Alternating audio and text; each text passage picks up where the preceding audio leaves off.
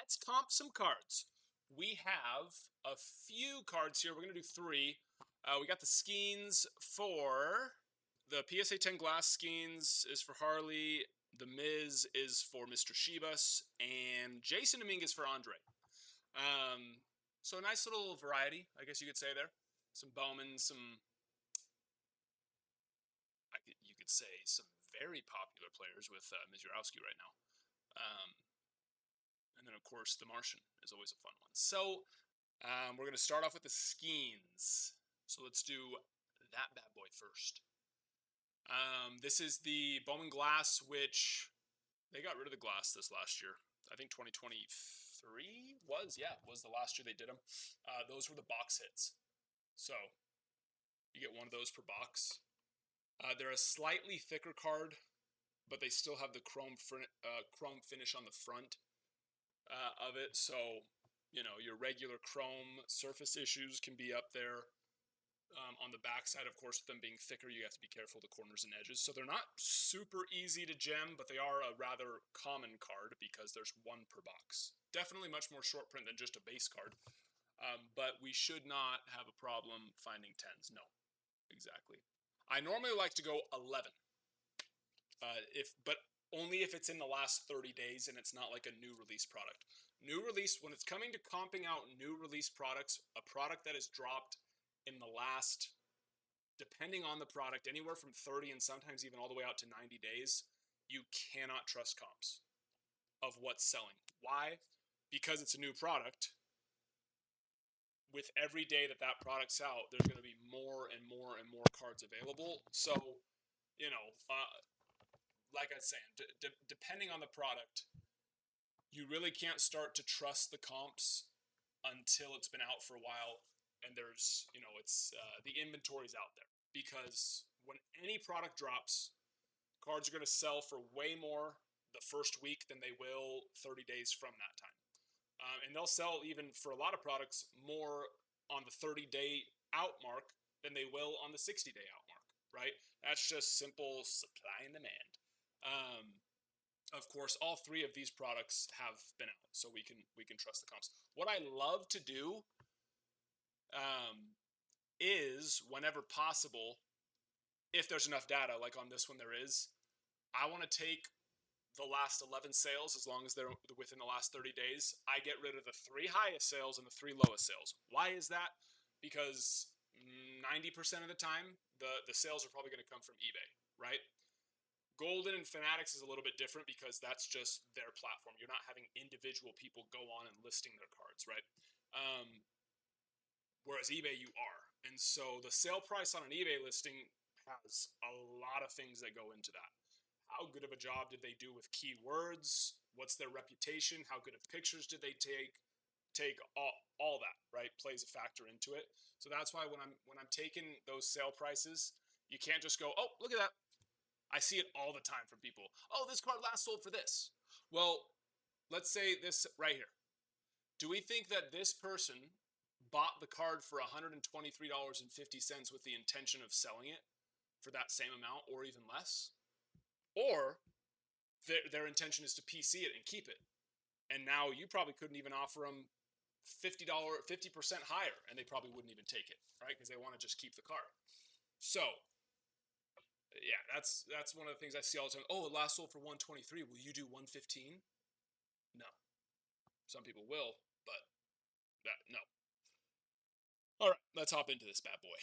So, we are going to take, because we have enough data on this, the last, let's see, 8 of them.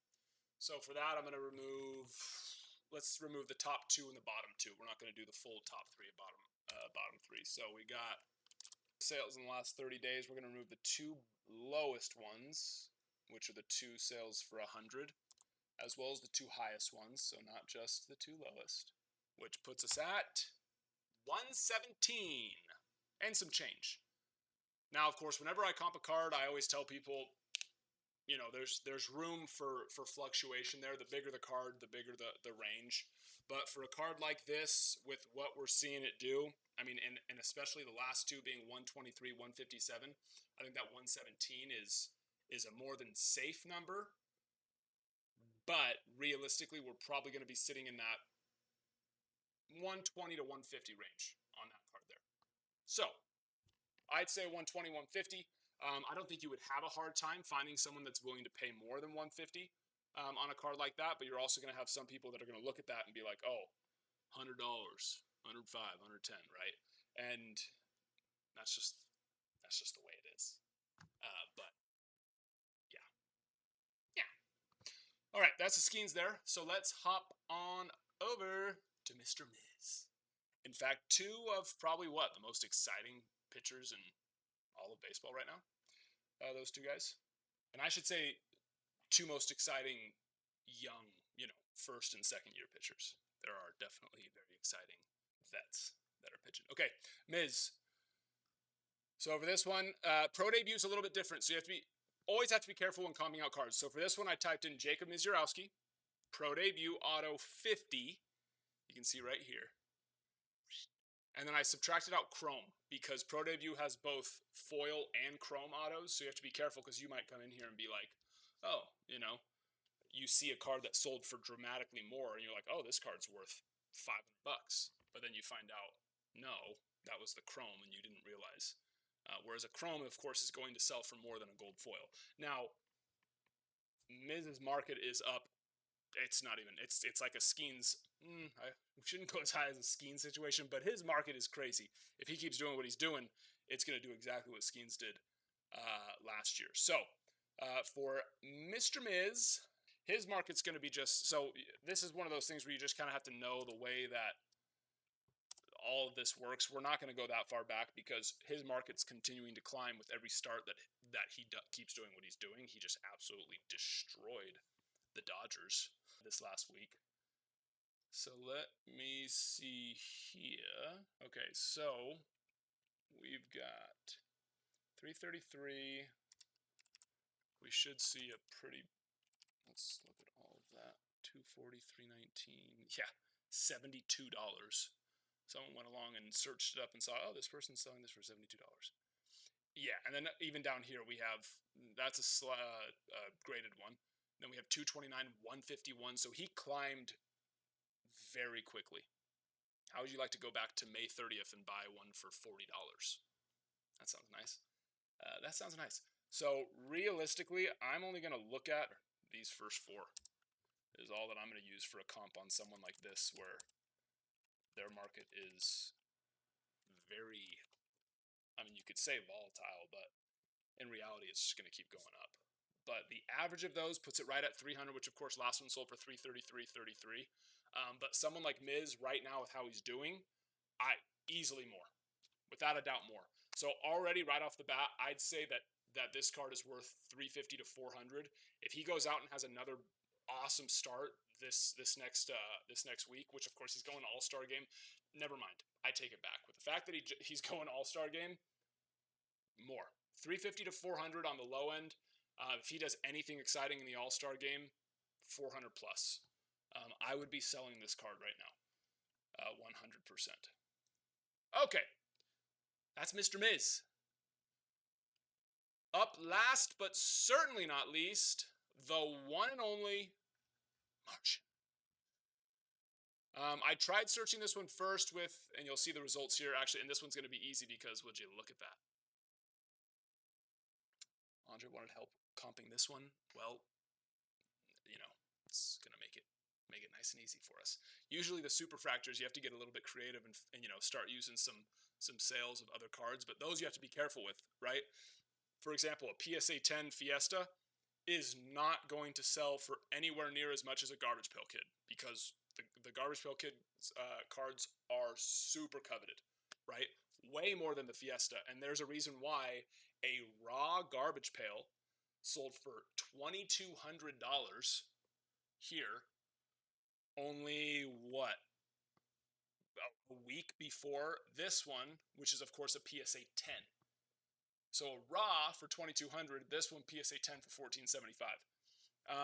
Same thing with Ultraviolet down here. Ultraviolet is definitely a more coveted short print than your Fiesta. Now, do I think it's that much lower than these two? to get it for to get a PSA 10 for $14.75? Honestly, no, I don't.